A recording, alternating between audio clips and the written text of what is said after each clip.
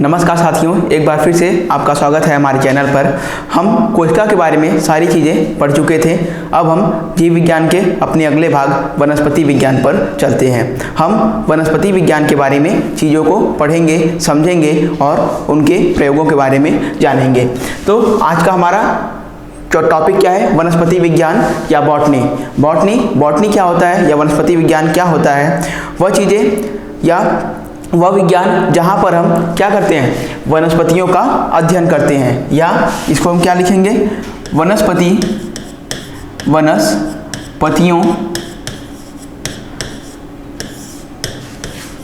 के अध्ययन के विज्ञान को, वनस्पतियों के अध्ययन के विज्ञान को क्या कहते हैं? बॉटनी या वनस्पति विज्ञान। वनस्पतियों के अध्ययन के विज्ञान को क्या कहते हैं? वनस्पति विज्ञान या बॉटनी। अब इनके जनक कौन थे, इनके पिता कौन थे, ये समझते हैं। तो वनस्पति विज्ञान के पिता कौन थे? वनस्पति विज्ञान के पिता या जनक, जो भी हम कहें, वनस्पति विज्ञान के पिता कौन थे? तो वनस्पति विज्ञान के पिता हम लोग जानते हैं कौन थे? थियोफ्रेस्टस। कौन थे वनस्पति विज्ञान के पिता? ये थे थियोफ्रेस्टस। कौन थे? थियोफ्रेस्टस। इनका हम इंग्लिश नाम भी समझ लेते हैं, यही है थियोफ्रेस्टस। अब देखिए इन्होंने क्या किया, इन्होंने वनस्पतियों के बारे में अध्ययन किया, बहुत सारी वनस्पतियों की प्रजातियों का अध्ययन किया और उन्होंने उनको एक किताब में सम्मिलित किया। किसमें किया? एक किताब में सम्मिलित किया। और किताब का नाम क्या था? उस किताब का नाम क्या था? उस किताब का नाम था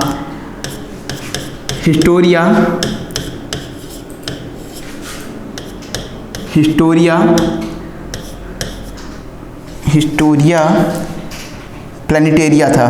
सॉरी, क्या था? हिस्टोरिया प्लानिटेरिया।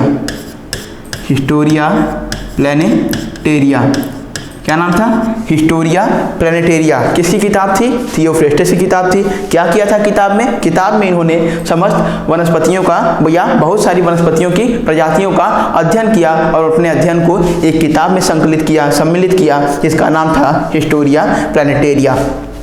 अब इन्होंने वनस्पति विज्ञान के बारे में अपने विचार रखे, इस कारण इनको थियोफ्रेस्टस को या सबसे पहले रखे थे, इस कारण इनको वनस्पति विज्ञान का जनक या बॉटनी का जनक कहा जाता है। ठीक है, ये तो था वनस्पति विज्ञान के बारे में थोड़ी सी जानकारी। अब हमें पढ़ना क्या है, हम ये समझते हैं जो हमारे एग्जाम पॉइंट ऑफ व्यू से इंपॉर्टेंट हो। तो एग्जाम पॉइंट ऑफ व्यू से हमारे लिए जो इंपॉर्टेंट है उनकी हम एक तालिका या सारणी बना लेते हैं कि हमको क्या क्या आगे पढ़ते चलना है। ठीक है, उसके बारे में समझते हैं। देखिए, सबसे पहले हम क्या पढ़ेंगे? सबसे पहले हम पढ़ेंगे क्लासिफिकेशन। ठीक है, या पादपों का पढ़ेंगे हम। क्या? पादपों का वर्गीकरण। क्या पढ़ेंगे? पादपों का वर्गीकरण। ठीक है, या इसको हम क्या कहते हैं? Plant classification.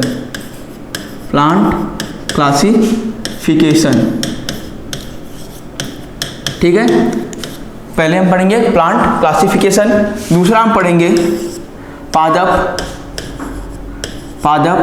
अकारिकी। क्या पढ़ेंगे?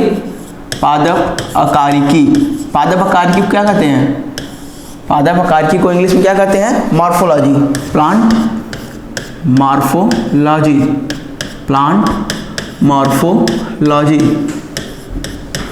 मॉर्फोलॉजी। ठीक है, तीसरा हम पढ़ेंगे पादप जनन के बारे में। ठीक है, या इनका रिप्रोडक्शन कैसे होता है, प्लांट रिप्रोडक्शन के बारे में। ठीक है, क्या पढ़ेंगे? प्लांट रिप्रोडक्शन के बारे में। अब आगे क्या पढ़ेंगे? आगे हम पढ़ेंगे पौधों में जो हार्मोन्स पाए जाते हैं, प्लांट हार्मोन्स के बारे में। किसके बारे में? प्लांट हार्मोन्स के बारे में पढ़ेंगे, या इसको हम लिखेंगे पादप हार्मोन्स। क्या लिखेंगे? पादप हार्मोन्स। ठीक है, इंग्लिश में भी लिख देते हैं प्लांट हार्मोन्स के बारे में पढ़ेंगे। किसके बारे में पढ़ेंगे? प्लांट हार्मोन्स के बारे में। अब अगला हमारा क्या है? अगला है प्लांट या पादप रोगों के बारे में। पादप रोगों के बारे में पढ़ेंगे, ठीक है। इसको लिख देते हैं प्लांट डिजीजेस। प्लांट डिजीजेस, ठीक है। प्लांट डिजीजेस ये है 5 मेन टॉपिक, और कुछ अगर इसमें अगर एक्स्ट्रा होगा, ठीक है, तो उसके बारे में भी हम आपको बताएंगे। चलिए, तो ये आपका पादपों का वर्गीकरण, प्लांट क्लासिफिकेशन, पादप आकार की प्लांट मॉर्फोलॉजी। अब देखिए प्लांट मॉर्फोलॉजी में क्या आता है? प्लांट मॉर्फोलॉजी में जो प्लांट के भाग होते हैं, उसकी जड़, तना, पत्तियां, प्रकाश संश्लेषण इत्यादि चीज़ों के बारे में हम प्लांट मॉर्फोलॉजी के बारे में अध्ययन करेंगे। पादप जनन, उसका रिप्रोडक्शन क्या होता है, रिप्रोडक्शन अंग क्या होते हैं, जनन अंग कौन से होते हैं, कैसे रिप्रोडक्शन होता है, इन सब चीज़ों के बारे में हम प्लांट रिप्रोडक्शन में पढ़ेंगे।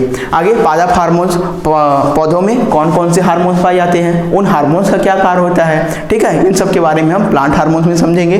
पादप रोग और पौधों में कौन कौन से रोग होते हैं, किसके कारण होते हैं, इन सब चीज़ों के बारे में पढ़ेंगे, इनका क्या प्रभाव होता है, या ठीक है, तो इन सब के बारे में हम पादप रोगों में पढ़ेंगे। अब आगे चलते हैं, चालू करते हैं सबसे पहले पादपों का वर्गीकरण या प्लांट क्लासिफिकेशन, ठीक है। तो प्लांट क्लासिफिकेशन हम चालू करते हैं। पादपों का वर्गीकरण, पादपों का वर्गीकरण,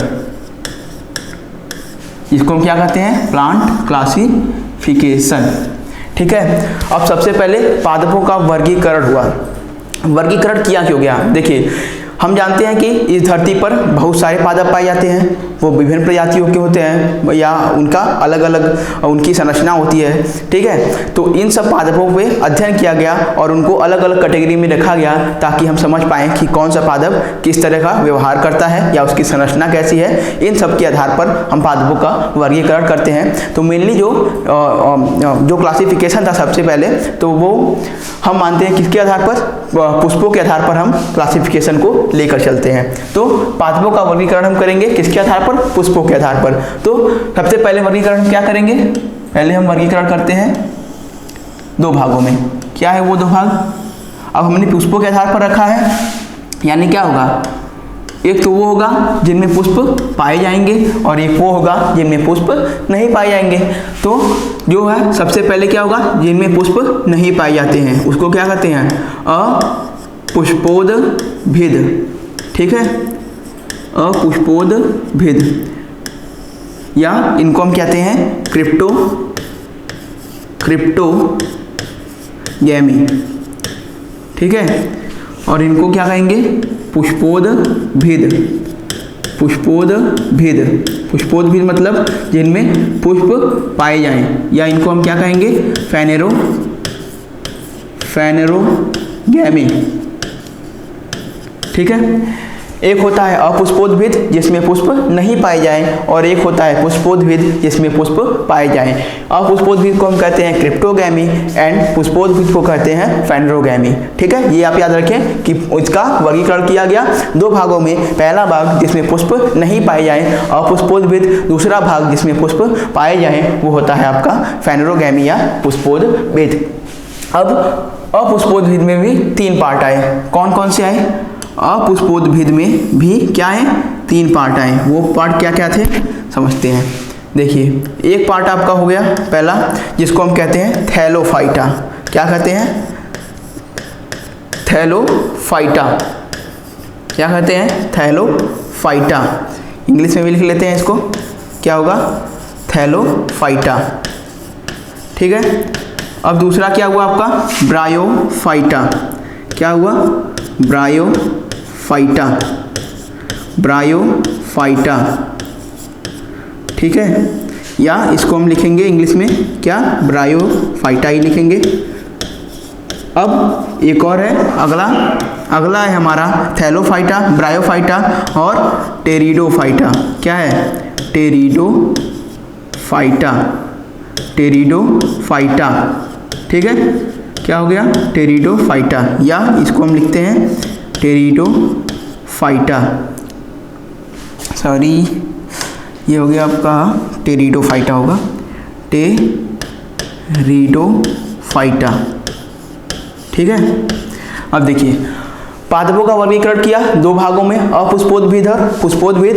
अपुष्पोद्भिद को बांट दिया तीन भागों में, थैलोफाइटा, ब्रायोफाइटा एंड टेरिडोफाइटा। उसी प्रकार हम पुष्पोद्भिद को भी क्या करेंगे, दो भागों में बांटेंगे। पुष्पोद्भिद को हम बांटेंगे दो भागों में। वो दो भाग कौन कौन से होंगे समझते हैं। दो भाग, अब इसमें पहला भाग क्या होगा आपका, नग्न बीजी।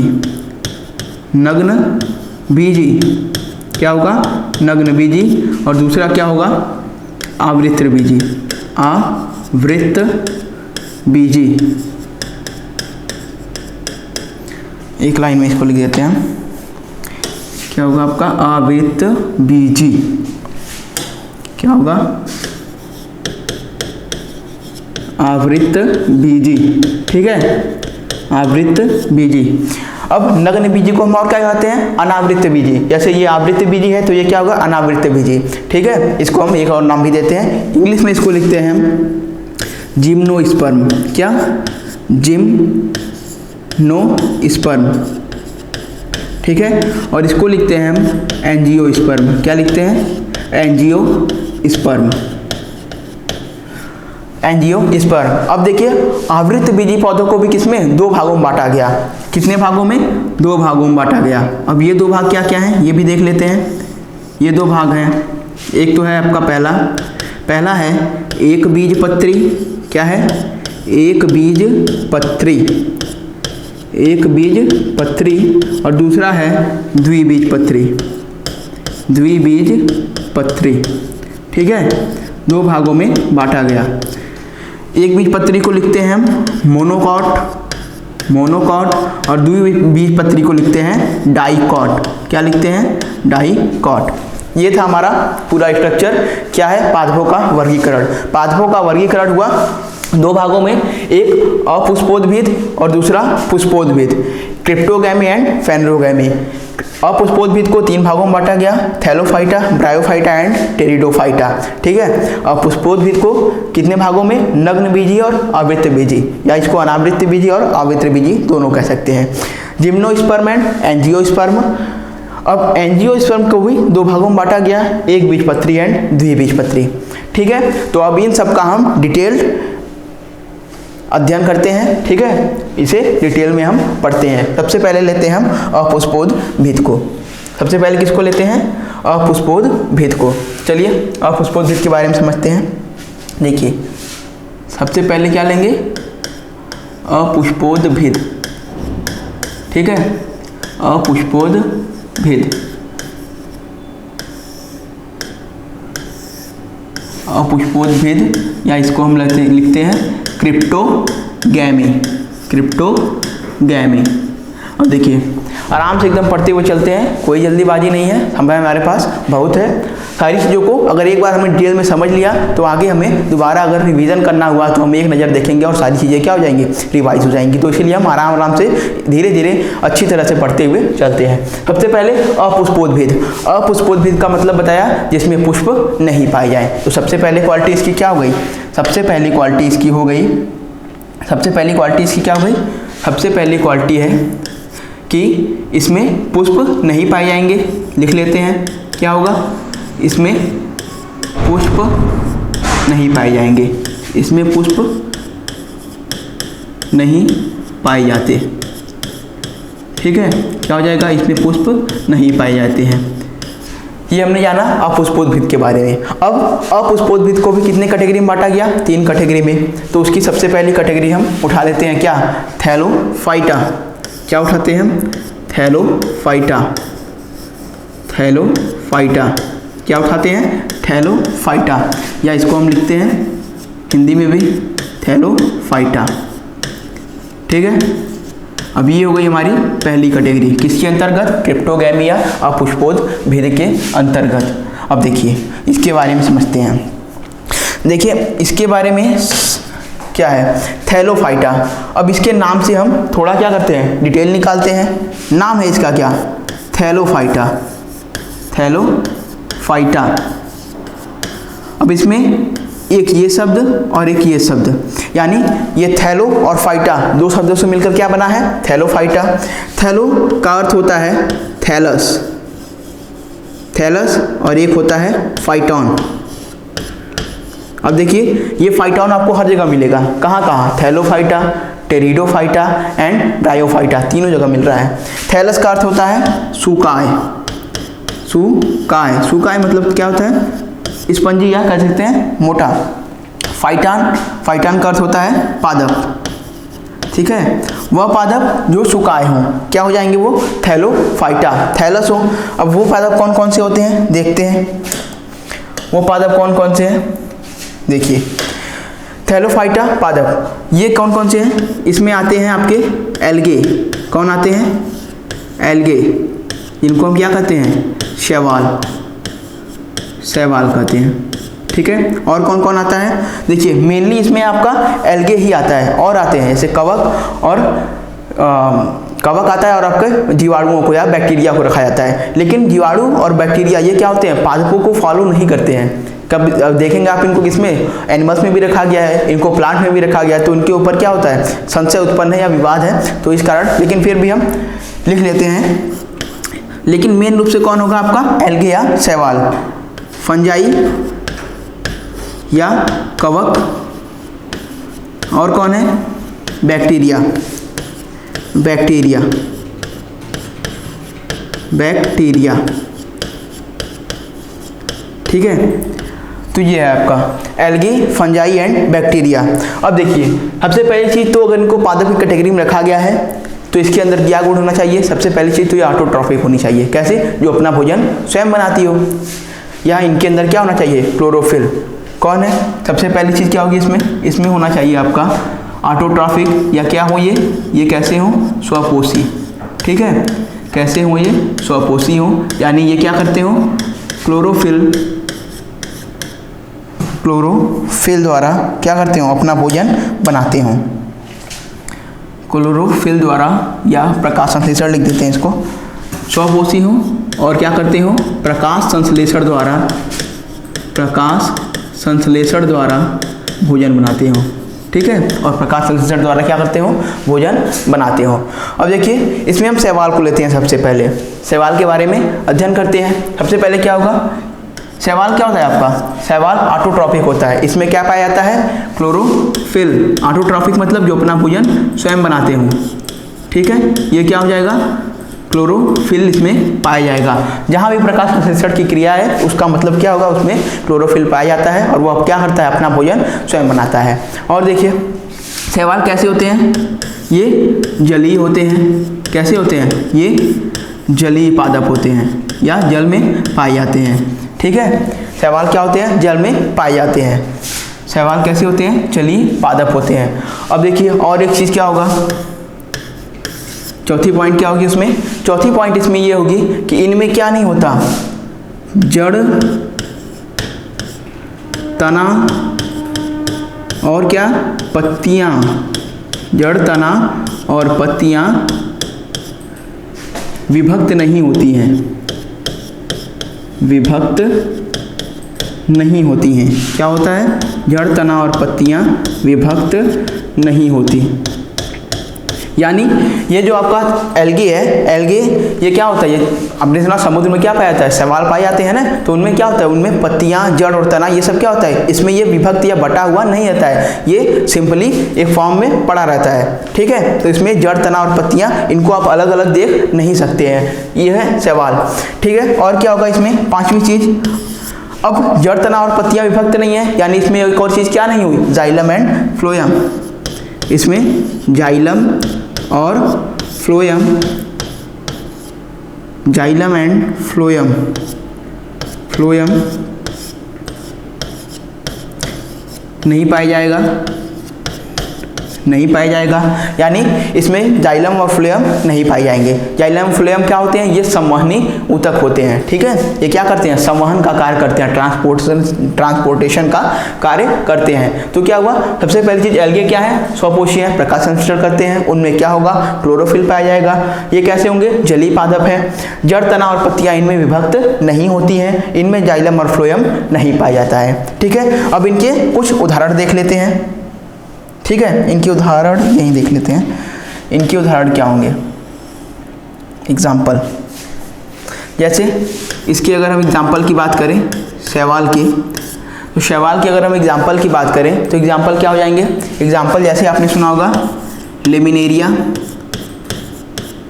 लेमिनेरिया, लेमिनेरिया, ठीक है। ये शैवाल हैं, इनसे क्या होता है, आयोडीन,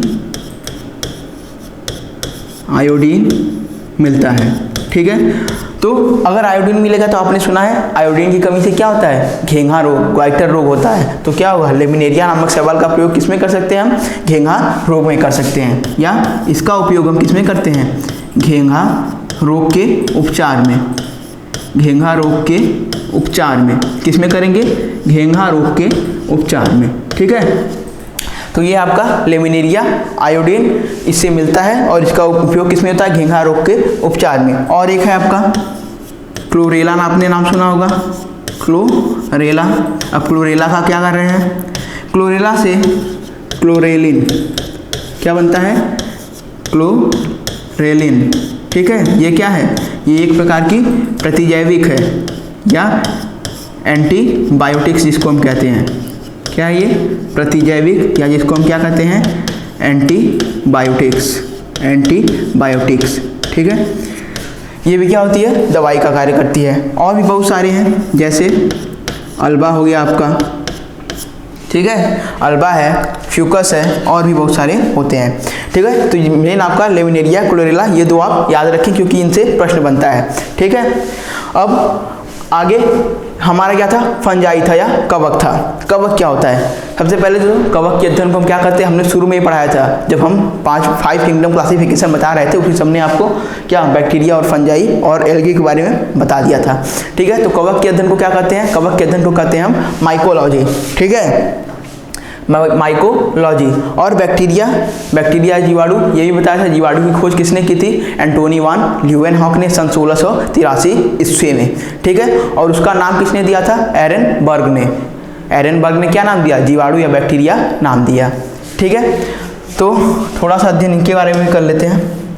देखिए फंजाई या कवक, कवक, देखिए हमने देखा कि एल्गे में क्या हो रहा था, शैवालों में क्या हो रहा था, क्लोरोफिल क्या हो रहा था, पाए जा रहे थे। अब इनमें यही नहीं होगा, उल्टा क्या होगा, पर्णहरित या जिसको कहते हैं हम क्लोरोफिल, पर्णहरित नहीं पाया जाएगा, क्या होगा, नहीं पाया जाएगा, नहीं पाया जाएगा। और क्या होगा, दूसरा पर्णहरित नहीं पाया जाएगा, और क्या होगा, और इसमें भी क्या होगा, जाइलम और फ्लोएम ये नहीं पाए जाएंगे, जाइलम और फ्लोएम नहीं पाए जाएंगे। आगे आगे तीसरा होगा आपका, तीसरे में जाइलम फ्लोएम हो गया। अब इसमें भी क्या होगा, जड़,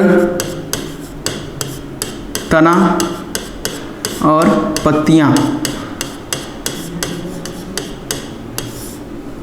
नहीं होंगी, ठीक है, जड़, तना और पत्तियां नहीं होंगी। अब यहाँ पे देखिए वो जो एल्गे था या शैवाल था वो क्या कर रहा था, पर्णहरित उसमें पाया जा रहा था, यानी कहीं ना कहीं तो वो सिमिलरिटी दिखा रहा था, समानता दिखा रहा था किससे, पादपों से। लेकिन इसमें तो ये भी नहीं पाया जा रहा है, पर्णहरित भी नहीं पाया जा रहा है, जाइलम फ्लोएम उसमें भी नहीं था, मान लीजिए इसमें भी नहीं है। लेकिन मेन जो क्लोरोफिल था, ऑटोट्रॉफिक जो क्रिया होती थी वो भी इसमें क्या हो रही है, नहीं पाई जा रही है। तो इस कारण इसको हम विवादों में रखते हैं या इनको हम अब नहीं मानते हैं, किसमें, इस प्लांट किंगडम में। आगे देख लेते हैं। और अगला क्या था हमारा, एक था बैक्टीरिया, एक था हमारा क्या, बैक्टीरिया। बैक्टीरिया देख लेते हैं, बैक्टीरिया के बारे में देख लेते हैं। ये बैक्टीरिया, अब देखिए बैक्टीरिया में भी क्या होगा, इसमें भी पर्णहरित नहीं पाया जाएगा।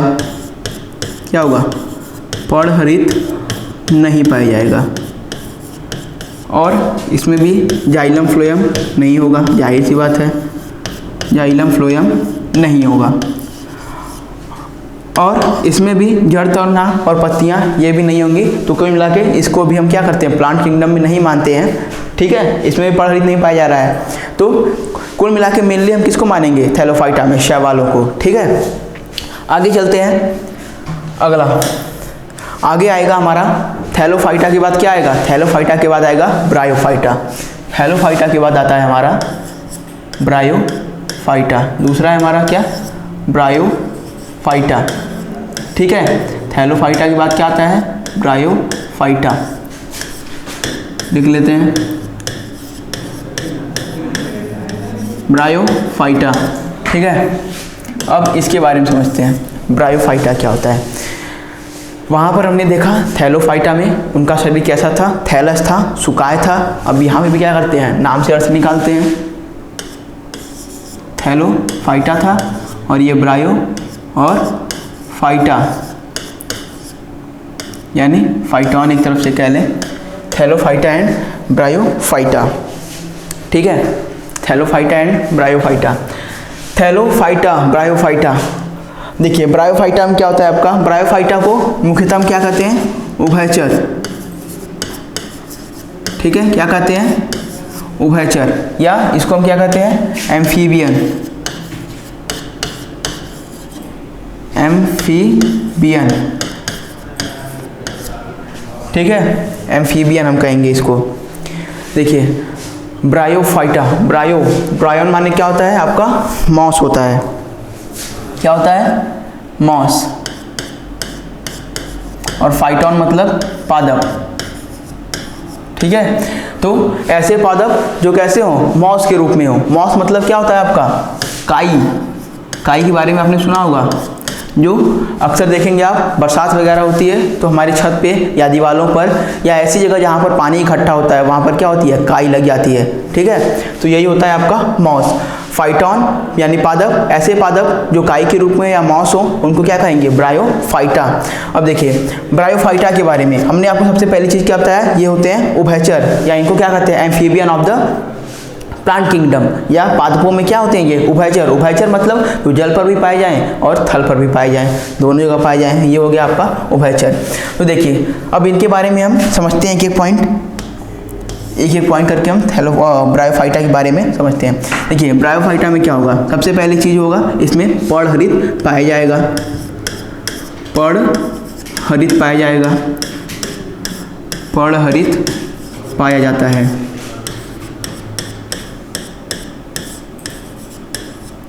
ठीक है, क्या होगा इसमें, पर्णहरित आपका पाया जाएगा। अब पर्णहरित अगर पाया गया तो क्या होगा, ये अपना भोजन स्वयं बनाएंगे। तो ये कैसे होंगे, ये कैसे होंगे, ये होंगे स्वपोषी। ठीक है, अब ये अपना भोजन स्वयं बनाएंगे तो ये कैसे होंगे, स्वपोषी। यानी ये अपना भोजन किससे बनाएंगे, प्रकाश संश्लेषण द्वारा। किसके द्वारा बनाएंगे, प्रकाश संश्लेषण द्वारा। ठीक है, ये होते हैं स्वपोषी, इनमें पर्णहरित या क्लोरोफिल पाया जाएगा और ये अपना भोजन कैसे बनाएंगे, प्रकाश संश्लेषण द्वारा। अब इनमें क्या होता है, पत्तियां और तना। क्या होता है, पत्तियां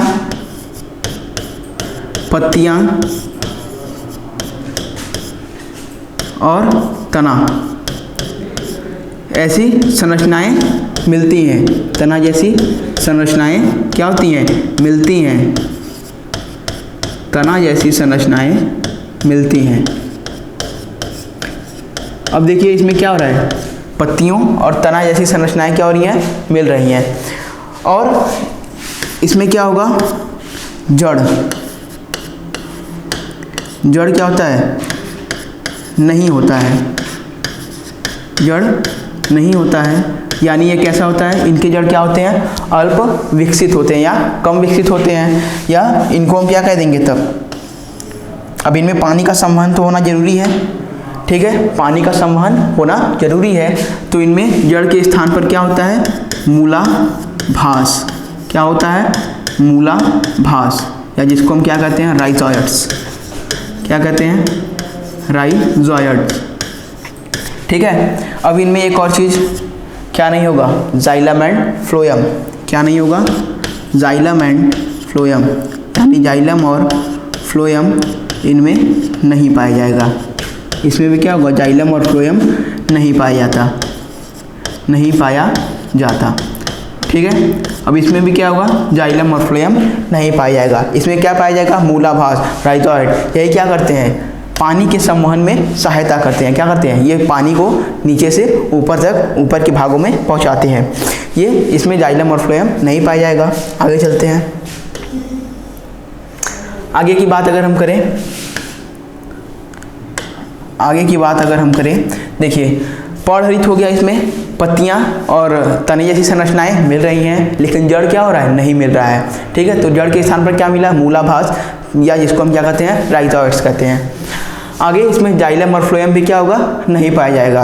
अब देखिए इसमें क्या होता है, इसमें ये मुख्यतः पाए कहा जाते हैं। ये पाए जाएंगे जलीय या दलदली स्थानों पर, जलीय या दलदली स्थानों पर क्या होंगे, ये पाए जाएंगे। अब देखिए इनका जलीय और दलदली स्थानों पर पाए जाने के पीछे एक रीजन है। क्या रीजन है, देखिए पहले हमने इसके देखा क्या था, थैलोफाइटा जलीय पादप थे, उनमें संवहन ऊतक जाइलम और फ्लोएम नहीं था। यानी अगर उन्हें पानी चाहिए तो वो कैसे लेंगे, जब जाइलम फ्लोएम है नहीं तो वो क्या होते हैं, पानी में ही रहे। अब इनमें क्या हो रहा है, पत्तियां और तना विकसित हो रही हैं, लेकिन क्या नहीं हुआ, जाइलम और फ्लोएम ही नहीं हुआ। अगर जाइलम और फ्लोएम नहीं होगा तो इनको भी पानी कैसे मिलेगा, ये सुनिश्चित नहीं हो पाएगा। तो पानी के लिए क्या करते हैं, जलीय स्थानों पर या दलदली स्थानों पर या ऐसे स्थानों पर जहाँ पर पानी नज़दीक हो या पानी की व्यवस्था हो, तो ये ऐसे स्थानों पर रहते हैं, जलीय या दलदली स्थानों पर। जल ही जलीय स्थान होगा तो जल तो वैसे ही उपस्थित है, दलदली स्थान है तो दलदल में भी जल क्या होता है, उपस्थित होता है। अब जाइलम और फ्लोएम इसमें नहीं है, जलीय या दलदली स्थानों पर पाए जाएंगे। अब देखिए इनको उभयचर क्यों कहा गया, उभयचर कहा गया इसलिए, सबसे पहली चीज तो ये कहाँ पे होंगे, थल पर भी होंगे, थल पर भी पाए जाएंगे, ठीक है। लेकिन ये निर्भर किस पर है, जल पर। तो जल पर अगर निर्भर होंगे तो इनको जल के पास क्या होगा, जाना ही पड़ेगा, या ऐसे स्थान पर जैसे यहाँ नदी है या कुछ है तो वहाँ पर क्या होंगे, किनारे पर ये उपस्थित होंगे। तो अब इनको देखिए, जब निषेचन की आवश्यकता होती है तो ये क्या करेंगे, जल पर निर्भर होंगे। इनमें निषेचन किसके द्वारा होगा, जल द्वारा होगा। यानी इनमें क्या होता है, सबसे बड़ी चीज इनमें होता है बाह्य निषेचन। क्या होगा, बाह्य निषेचन या जल द्वारा होगा, ठीक है। तो जल क्या करेगा, जैसे ये नदी है कोई, यहाँ कोई आपकी ब्रायोफाइटा वाला पौधा है, तो इसमें क्या होगा, इसका जो जननांग या कह सकते हैं एक तरफ से जो इसमें पाया जाता है, जनन की क्रिया में जो सहायक होते हैं वो क्या होंगे, इस पानी पर तैरकर मादा जननांग से क्या होंगे, पुरुष जननांग के पास जाएंगे, ठीक है। तो इनमें बाह्य निषेचन होता है। और तो ये देखिए बाह्य निषेचन किसके द्वारा होगा, जल द्वारा होगा। और ये पाए कहाँ पर जाएंगे, जलीय और दलदली स्थानों पर, ठीक है। अब ब्रायोफाइटा के कुछ उदाहरण समझ लेते हैं। क्या करते हैं, ब्रायोफाइटा के कुछ उदाहरण समझ लेते हैं। एग्जाम्पल, ब्रायोफाइटा के कुछ उदाहरण। अब देखिए इनके उदाहरणों की अगर हम बात करें तो सबसे पहली चीज, एक चीज हमने मेंशन की कि नहीं, देखते हैं। हाँ, उभयचर है। उभयचर हमने आपको बता दिया कि ये क्या है, उभयचर है। अब आगे एक और चीज थी, देखिए इनके एग्जाम्पल्स की बात करते हैं, किसके, ब्रायोफाइटा के। तो ब्रायोफाइटा में एग्जाम्पल में क्या पाए जाएंगे आपके, मॉस, स्फेगनम, इसको मॉस भी कहते हैं, ठीक है। ये सब आपके किस में पाए जाएंगे, ब्रायोफाइटा वाले एग्जाम्पल्स में। देखिए अगर हम बात करें स्फेगनम की, तो सबसे पहली चीज़ क्या होती है, ब्रायोफाइटा जो पौधे होते हैं इनमें क्या होती है, जल धारण क्षमता क्या होती है, बहुत अधिक होती है। ये अपने भार का लगभग क्या करते हैं, 17 गुना जल धारित करते हैं। भार का 17 गुना या कह सकते हैं 17 या 18 गुना जो भी हो जल धारित करते हैं। भार का 17 गुना जल धारित करते हैं, यानी इसमें जल धारण क्षमता बहुत होती है इस स्फेग्नम में। ठीक है, तो अतः जहाँ पर भी कहीं पर अगर अत्यधिक नमी का कार्य हो या किसी चीज़ को या पौधे को एक स्थान से दूसरे स्थान तक ले जाना हो तो वहाँ पर हम किसका उपयोग करते हैं? मॉस का, क्योंकि ये जल इनकी जल धारण क्षमता बहुत अधिक होती है, ये जल को धारित करते हैं। यानी जहाँ पर अधिक देर के लिए नमी का कार्य हो वहाँ पर हम क्या करते हैं? मॉस को, स्फेग्नम को क्या करते हैं? उपयोग करते हैं। ठीक है, तो ये था आपका ब्रायोफाइटा के बारे में। अभी आपका टेरिडोफाइटा बचा है, एंजियोस्पर्म एंड जिम्नोस्पर्म, ये चीज़ें बची हैं। तो इनके बारे में थोड़ा हम इसको हमने डिटेल में जाना, इसलिए हमको थोड़ा अधिक समय लगा। आगे अगर हमने डिटेल में एक चीज़ पढ़ ली तो क्या होगा? आपको रिवीजन करने में ज़्यादा आसानी होगी, आपको चीज़ों को बार बार नहीं पढ़ना पड़ेगा। इसलिए कोशिश करें कि चीज़ों को एक बार में अच्छे से पढ़ें। तो इसके आगे की चर्चा हम क्या करेंगे? अगले वीडियो में करेंगे, और अगले वीडियो में फिर से हम आगे की चीज़ों को जिम्नोस्पर्म, एंजियोस्पर्म एंड टेरिडोफाइटा के बारे में विस्तृत अध्ययन करेंगे। तब तक के लिए धन्यवाद।